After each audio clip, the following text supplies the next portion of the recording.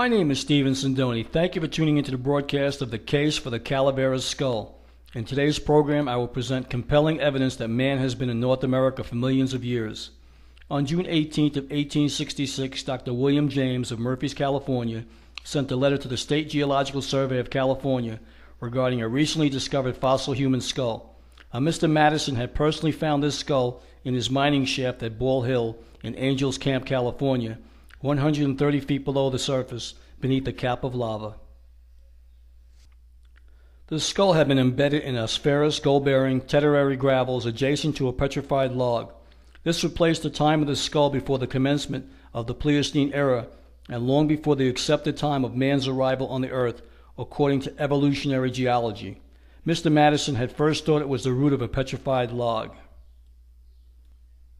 Later, after some close examination and probing, he was surprised it was a human skull. Mr. Gabb, a California state paleontologist, asked that the skull be delivered to the State Geological Survey in San Francisco. Dr. Jones complied and the skull was received by the survey on June 29, 1866. A few days later, the prestigious head of the California Geological Survey, J.D. Whitney, who had been out of town at the time of notification, returned to San Francisco and first examined the skull.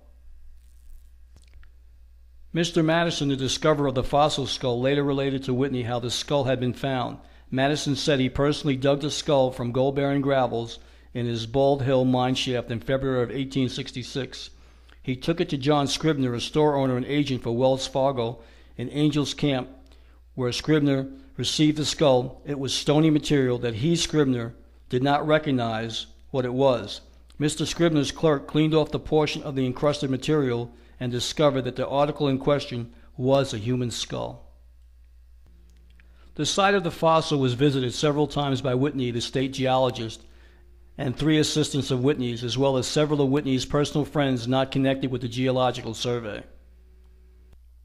Whitney's conclusion in his 1880s book, "There is a large body of evidence, the strength of which it is impossible to deny, which seems to prove that man existed in California previous to the cessation of volcanic activity in the Sierra Madre, to the epoch of the greatest extension of the glaciers in that region, and to the erosion of the present river canyons and valleys, at a time when the animals and vegetable creation differed entirely from what they are now, and when the topographical features of the state were extremely unlike those exhibited by the present surface."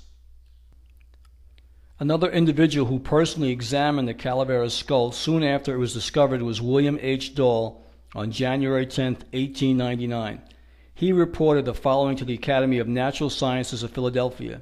"The evidence has generally been regarded among scientific men as convincing and sufficient, and that no sufficient reason had been adduced for doubting the genuine character of the skull and its original location below the lava." In 1899, Vice President Thomas Wilson of the American Association for the Advancement of Science also defended the skull's genuineness.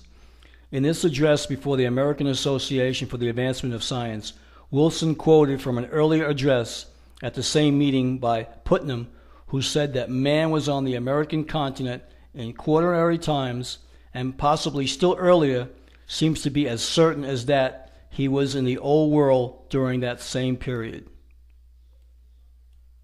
In addition to these men, other noted men such as L.G. Yates, E.T. Newton, President of the Geologists Association, and W.O. Ayres were all in agreement with Whitney that the Calaveras skull was not a hoax and was originally embedded in the aspharis gravels at the time of their deposition before the Ice Age.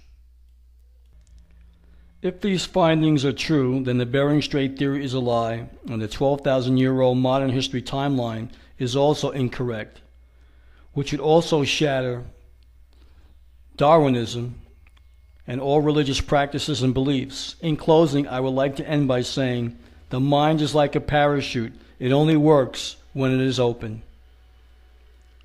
And thank you for tuning in to the case of the Calaveras skull.